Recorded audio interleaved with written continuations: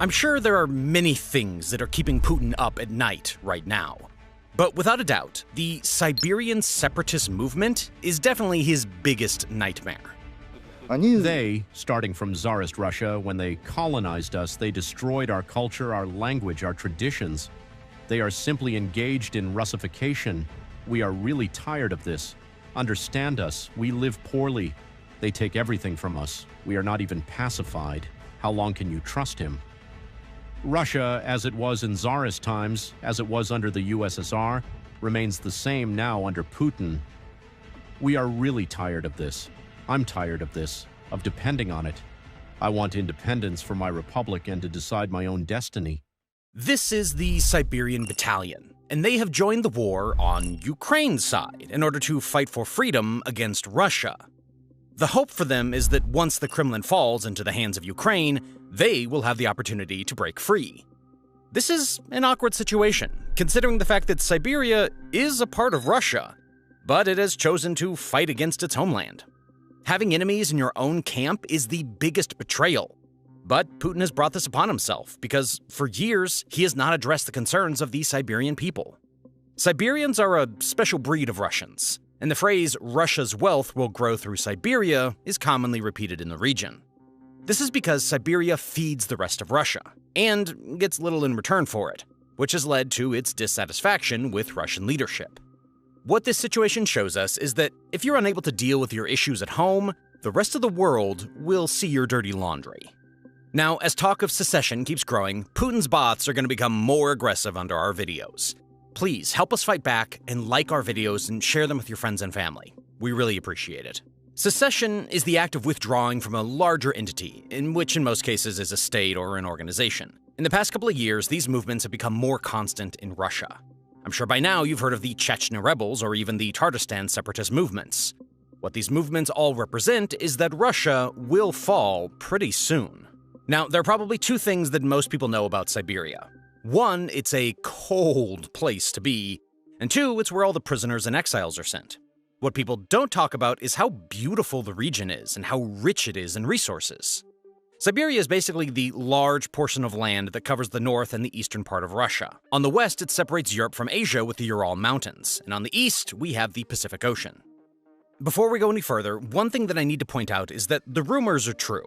The climate of Siberia is subarctic and arctic primarily, so the temperatures in the region definitely drop frequently. From very early on, it's difficult to differentiate Siberia's story from Russia's. By the time the Soviet era came about, Siberia had already been well integrated into the Russian Empire. The role that the Soviet era played was properly setting everything up. During the Russian Empire, Siberia was the agricultural hub, but after that, things turned industrial. Because of the large number of immigrants, land was used very intensely, which led to exhaustion of the land and frequent bad harvests. This forced Russia to look for a new way to make money off of that land. Around this time, the first signs of discontent started to creep in. Siberian regionalism started to grow, and they wanted to become an autonomous region completely independent from Russia. This movement actually made it off the drawing board. A provisional regional government was set up in 1918, and the regionalists and the anti-Bolsheviks pushed back against Russian rule. There was an elected president and a council of ministers, and it seemed that Siberia could be autonomous. Unfortunately, the fairy tale was very short-lived.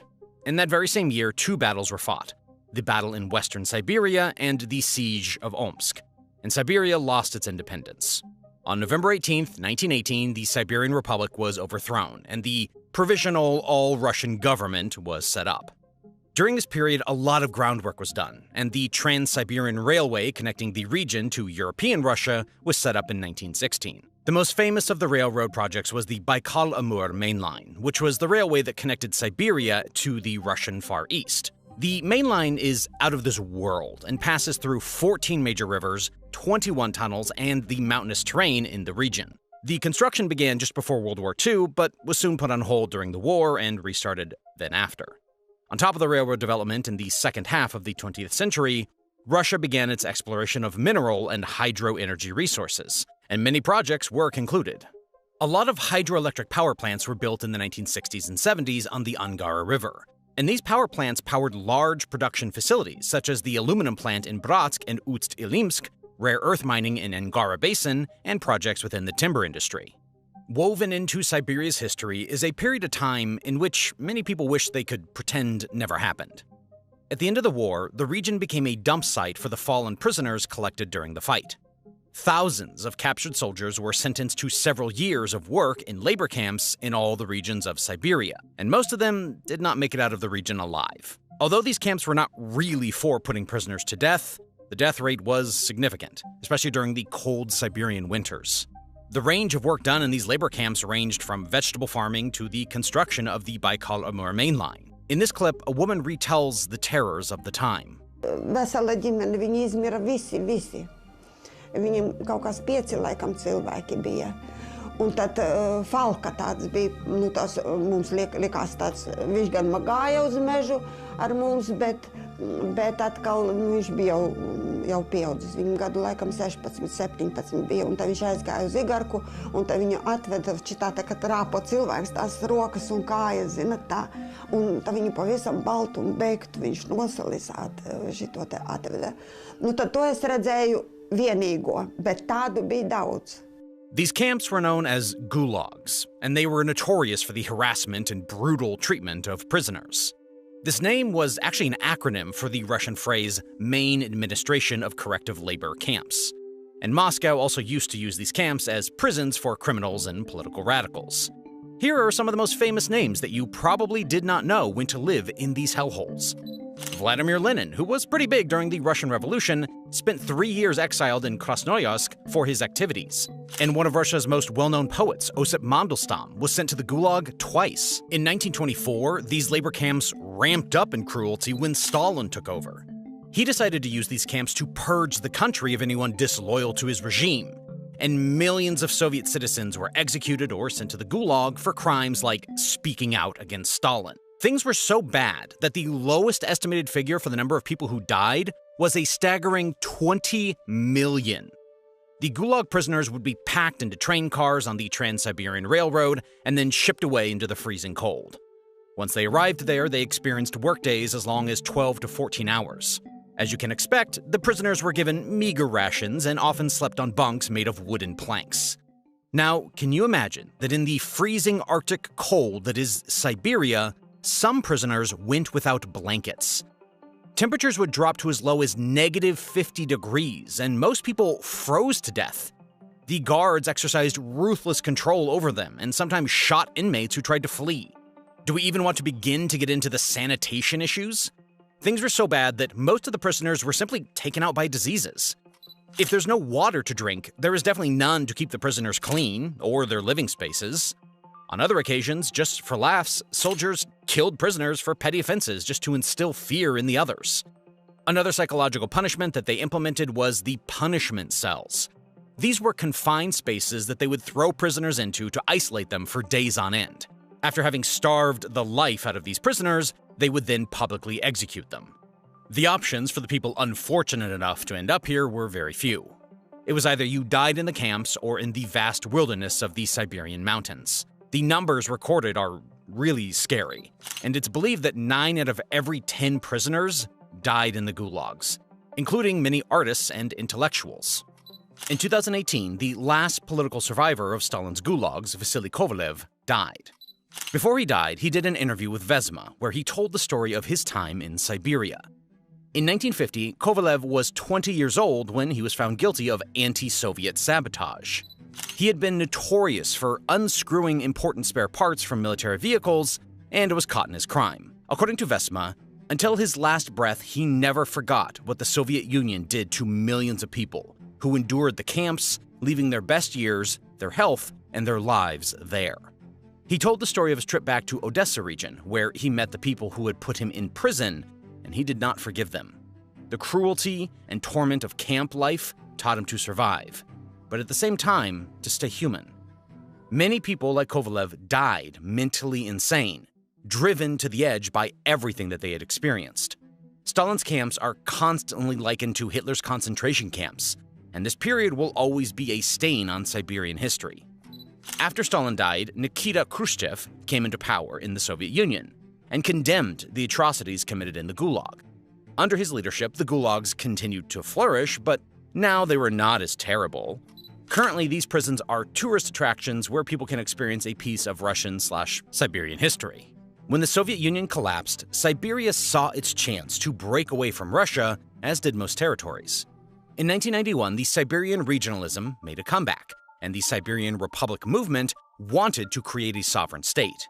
The movement was called the Tumen Republic Movement, and it declared independence in 1992. The Russian government quickly responded to this, and in 1993, the separatist movement was silenced. Although they did not manage to get back their independence, the one positive outcome of the dissolution was that Siberia actually got an opportunity to gain regional autonomy. It was divided into different oblasts, including Tomsk and Krasnoyarsk. These regions have the power to legislate themselves and decide a budget for their area. This freedom also comes with partial control of the resources and their distribution. The truth behind the decentralization was that Moscow did not have the capacity to govern all of these regions in the midst of trying to fix things, so it decided to delegate its work.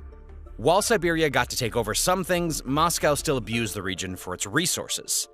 The collapse of the industries during that time was also a hard hit for Siberia, because it was the star of the manufacturing and mining industry in Russia. Moscow did nothing to cushion the blow in this capacity, and the high unemployment rates and poverty were a big problem. In the post-Soviet era to date, the cry from Siberia has been about autonomy. We will talk about why later, but right now, we want to pinpoint that the separatist chat never really died down. In the mid-1990s, the agenda was for Siberia to seek greater autonomy from the Federation. This would allow for economic self-management and allow for cultural preservation, which is a big thing for Siberia. The Siberia Autonomous Movement tried things the right way, and in 1997, they put a proposal before the Russian government. The petitioning and letter writing had failed, and they were trying to get the government to hear them out. Although a few changes were made after this, it has not been enough. Around the same time, there was also the Tumen Regionalist Movement, the Altai's People's Republic Movement, and the Krasnoyarsk Regionalist Movement. All these movements had the same desire, and Russia's ignoring them did not make them disappear. The recent talks about secession are scary for Russia because of how important Siberia is to Russia's framework.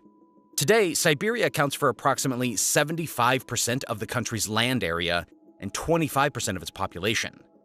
Let's think about it practically. If you take away about 75% of the landmass for a country as big as Russia, what are you leaving the Kremlin with? Siberia has been called Russia's treasure chest, and many Russian writers have praised Siberia as the untamed frontier and a new world savior for the rest of Russia. One of the things that made Russia the formidable giant in the world is how big it is. Think about it.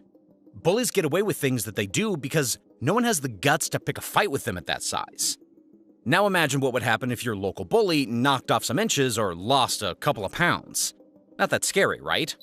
At the border of China, Mongolia, and Kazakhstan, the big bad Siberia works as Russia's bodyguard. Now, if it were to become its own state, Russia would be vulnerable. Russia has taken advantage of Siberia's location and has set up its military installations in the region, including air bases and naval bases that have submarines for the Pacific Fleet. On top of it all, Siberia is also the base for a large part of Russia's nuclear arsenal.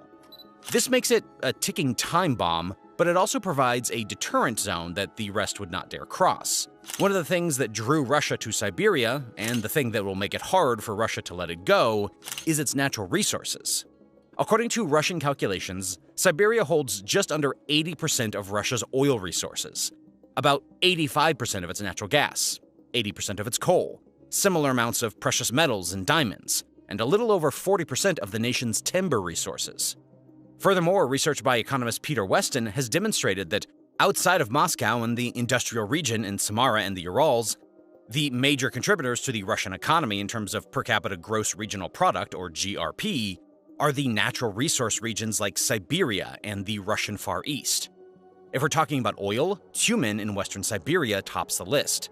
If we're talking about diamonds, then it's Sakha in Siberia, and mining is held down by Magadan.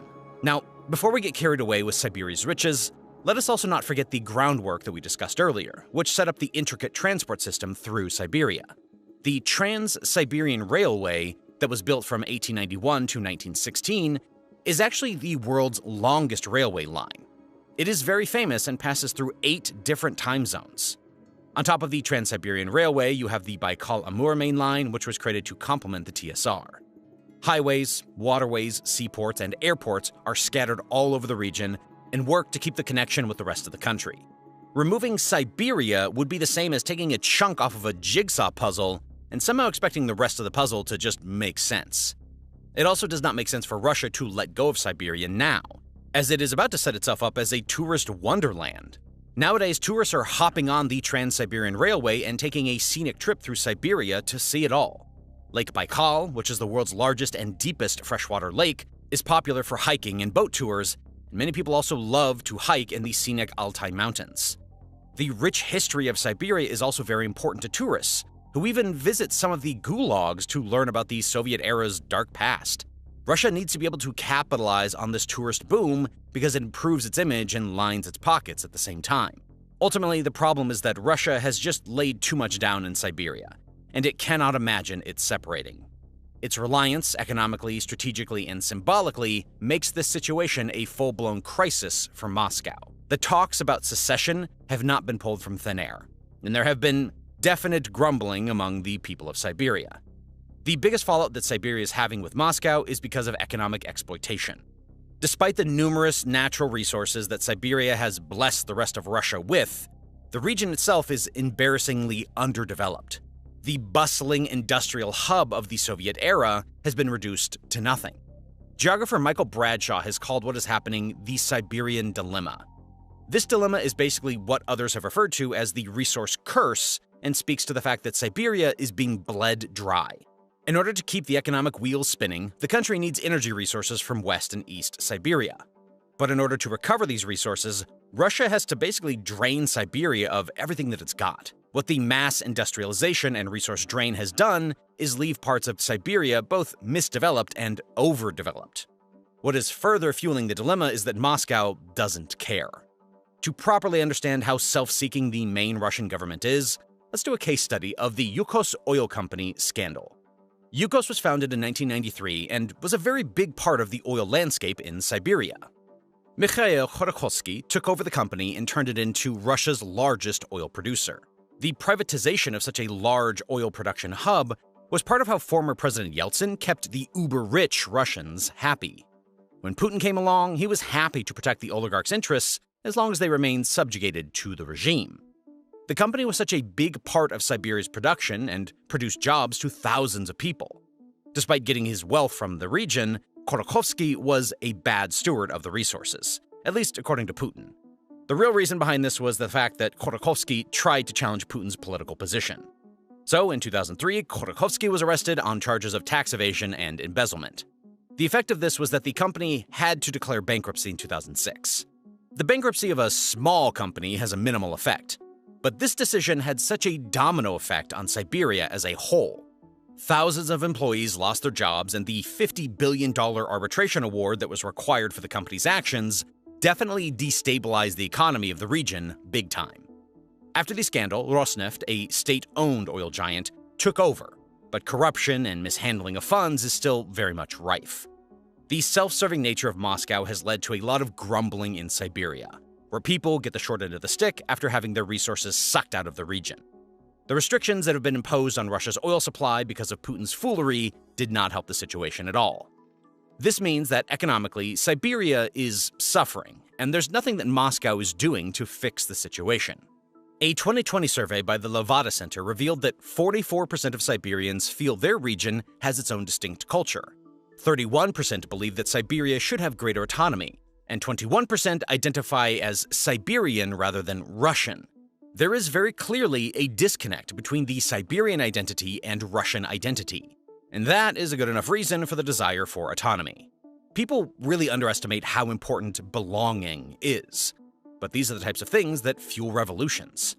From our in-depth discussions of history, we saw that Russia really tried to culturally suppress Siberia and force its indigenous peoples to adopt the Russian language, culture, and religion.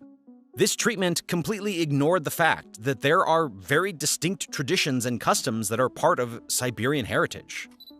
While Russia primarily revolves around Orthodox Christianity, the indigenous traditions of Siberia are far removed from this. The Siberians have a strong shamanism background and believe in rituals and rites like animal sacrifices.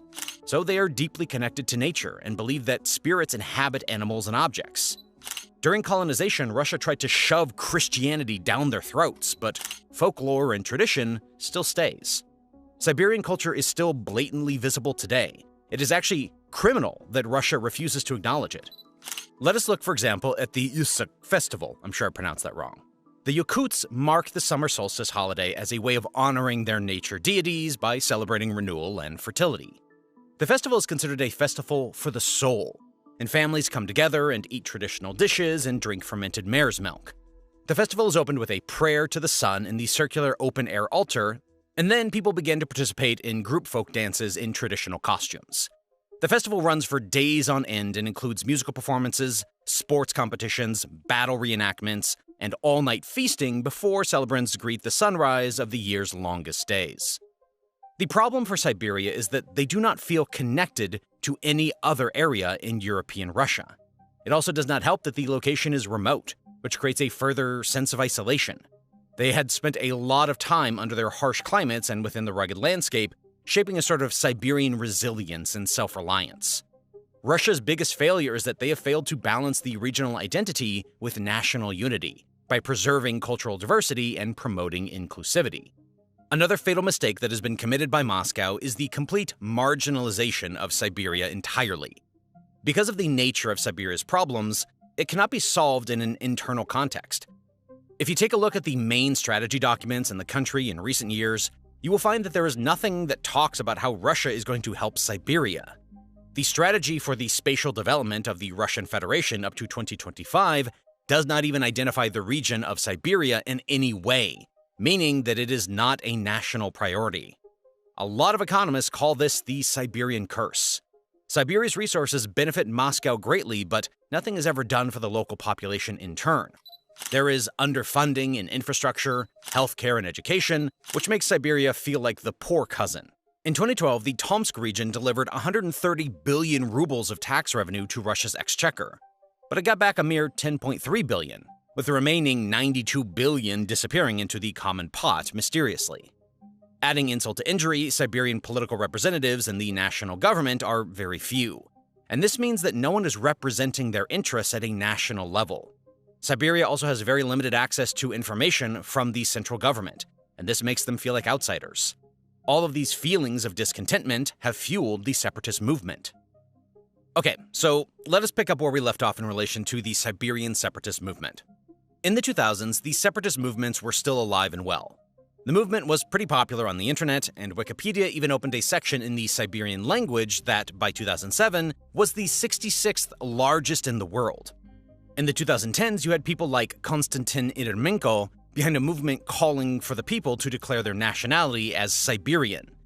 These seemingly subtle things should have raised alarm bells for Moscow. Before a national census was held, posts appeared on social media encouraging Siberians to declare their nationality as Siberian rather than Russian, Tatar, or German. In 2012, in the very thick of protests against Moscow, protesters in Novosibirsk were lifting signs writing, "Stop feeding Moscow." This slogan has become so popular in Ural, Siberia, and Yakutia because they are the regions that possess colossal natural resources but receive only a fraction of the amount that they pay in taxes to the federal budget. One of the rally organizers, Novosibirsk nationalist Rostislav Antonov, said at a press conference that Siberia is the main source of wealth for Russia, and yet it does not have enough money for basic necessities. The biggest fight of the early 2010s was the disproportional distribution of resources that saw Moscow taking everything from Siberia but giving them nothing in return. The agenda of the rally was to show that Siberians do not need other people's money and that they could earn enough for themselves.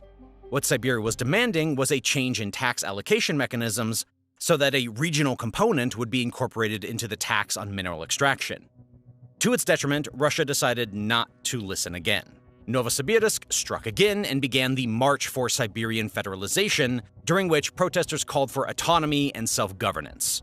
This movement grew so much in popularity that Putin had to sign a law criminalizing calls for separatism. Just 7 months later, he signed legislation increasing potential fines and extending the maximum jail term from 3 to 4 years for such offenses. In 2012, there was the Free Siberia movement that was organized all over social media by separatists. The movement went commercial, and I'm Siberian merchandise was developed in May of 2012. The brand owner stated that they were trying to create a unique Siberian style and to promote Siberia around the world in its most up-to-date form. On the first day of sales, hundreds of t-shirts, sweatshirts, passport covers, and other products were sold under the brand I'm Siberian. From there, the brand was able to open shops and currently has branches in tons of cities. Even film became invested in the fight for Siberia. Taking advantage of the power of social media, a popular blogger and a Novosibirsk artist shot a documentary entitled Oil for Nothing, where they spoke about how the federal center got the lion's share of Russia's budget, financed with the wealth and labor of Siberia. В Сибири без дорог, ну зимой тем более, все. Это постепенная смерть. Нужно строить дороги, нужно реально не на пиаровские какие-то мероприятия бабло пилить, а нужно дороги строить. Как говорят у нас там и то, и другое, и пиво. То есть в первую очередь, наверное, в том, что это не стало государственной стратегией.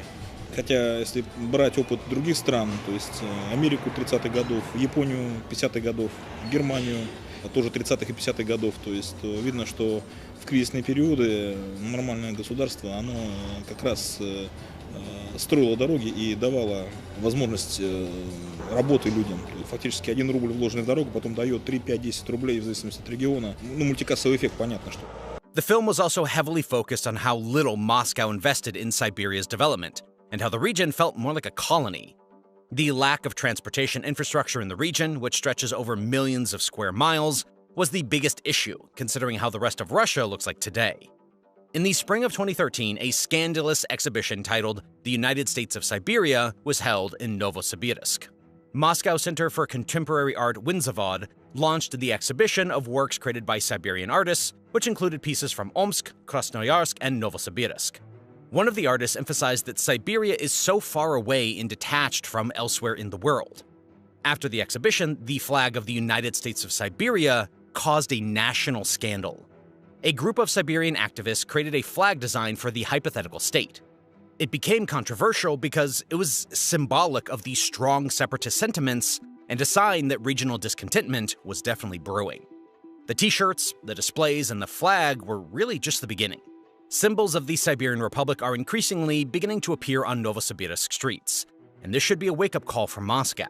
In 2017, at the height of Navalny's run in politics, Siberia stood behind him and led a wave of anti-government protests in the Pacific port city of Vladivostok, rolling west and across half a dozen time zones. The protests were known as the Far From Moscow protests, and thousands of people in Novosibirsk shocked the Kremlin by stepping in. The slogan that was running was, "Corruption is robbing us of our future." And at the protests, demonstrators chanted, "Putin is a thief," and "Power to the millions, not the millionaires." The Siberia Without Putin movement was a strong movement in 2017. Protesters were fighting hard for democratic reform and regional autonomy. In March of 2017, protests began in Novosibirsk, Omsk, and other cities, where the demand was for Putin to resign and for regional autonomy. Putin responded in Putin style by cracking down on protesters and pushing the narrative through the media that all these people were acting as foreign agents. The separatist movement has gotten so serious that an entire party is now pushing the agenda. The Siberian People's Front organized the Siberian Separatist Congress in 2019, and since then, delegates regularly meet to discuss how they will answer to Moscow's shortfalls. What has further worsened the situation is the fact that Russia has allowed Chinese expansionism into Siberia. It seems that the agenda is to keep Siberians in line, but it has actually made Russians in Siberia angry at Moscow because of how the move has reduced their autonomy. They see China as an economic success story they are not allowed to be a part of, and Moscow as facilitating rather than limiting any Chinese advance. China's Belt and Road Initiative has included Siberia's infrastructure, and a lot of Chinese companies have acquired stakes in Siberian gas, oil, and coal. This has further frustrated Siberia, and for good reason. It's one thing to have your wealth siphoned for your government, but for your government to sit back and watch it happen, that is the cause for an uprising. Siberian culture began to shine again in 2018 with the rise of the so-called Shaman Alexander. He was a symbol of rebellion, and he boldly protested against the corrupt regime, even going as far as calling Putin a demon. The two opinions of him were that he was either a brave man or misguided and psychologically unstable. In 2021, he was arrested at his family compound on the outskirts of Yakutsk, and as if to scare the movement, 9 police cars and over 50 police came to take him away. He was subjected to involuntary psychiatric hospitalization, which was a top punishment for Putin's opposition in the year. In this inhumane care, his health deteriorated, allegedly, and this sparked a lot of criticism for the president's harshness in silencing opposition figures. The move was actually very suspicious as well, because it did not make any sense why an opposition figure so far from Moscow was getting so much attention. His significance is that he made the political movement a spiritual one as well. People everywhere know that the moment you include religion in the mix, people begin to follow movements with cultic loyalty. What his craziness offered the fight was a sense of mystery, and allowed the Siberian people to believe that even their gods wanted them to be free from Russia. Some of Alexander's famous last words were memorialized and reflected in the heart of the movement. To the people of Russia, I say, choose for yourself a normal leader, young, competent. To the leaders of the regions, I say, take care of your local people and the issues that they care about and give them freedom. To the people, I say, don't be afraid of that freedom. We are endlessly paying out. Will our resources last for our grandchildren? Not at the rate we're going. Give simple people bank credit. Let everyone have free education and the chance to choose their careers freely. There should not be prisons, but we in Russia have not achieved this yet. Far from it. Our prisons are terrifying. At least make the prisons humane. For our small businesses, let them flourish before taking taxes from them. Just take taxes from the big, rich businesses. For our agriculture, do not take taxes from people with only a few cows, take only from big agro-business enterprises. What should be worrying for Putin is the fact that even when the matter is not Siberian regionalism, the Siberian region is always at the forefront of fighting the government. In 2023, dozens of residents of Novosibirsk protested against the initiative of the governor of the region to ban rallies in most city places.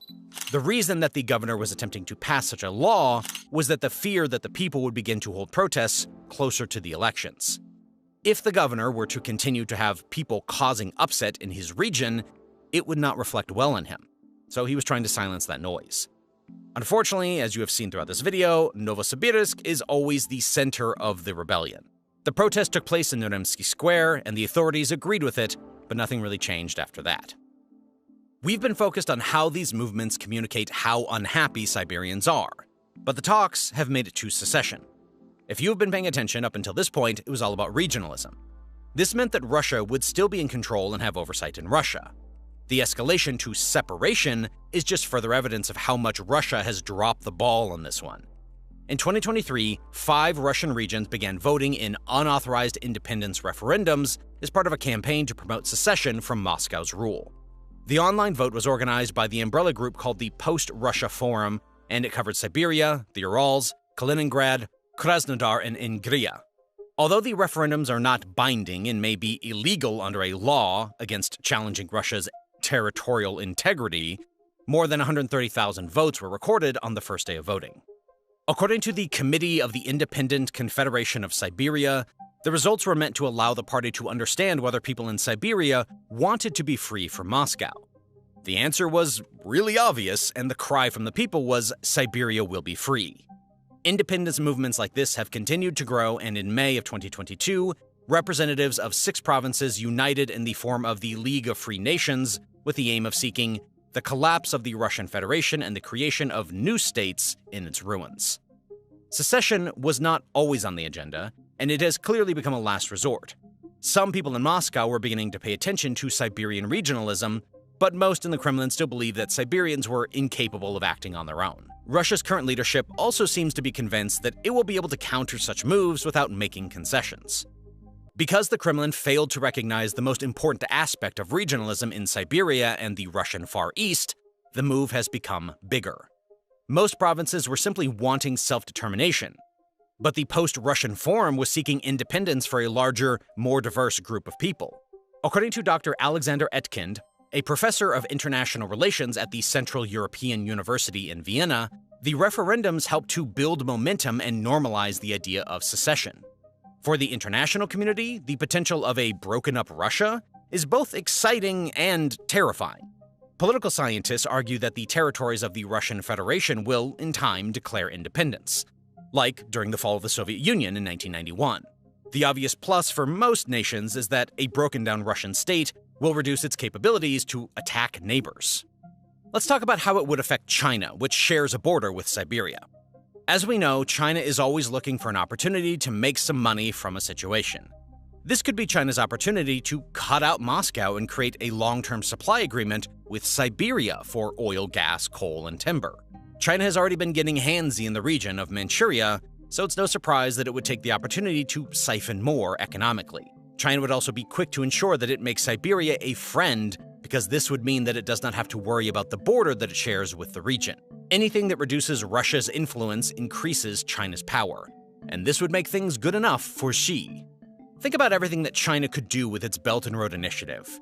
If economic cooperation increased in the region, this would greatly benefit China's program and increase its influence. America, on the other hand, is a little more skeptical. The Washington Post's David Ignatius feels that this breakaway would provide a devil's playground that could pose a danger to the West.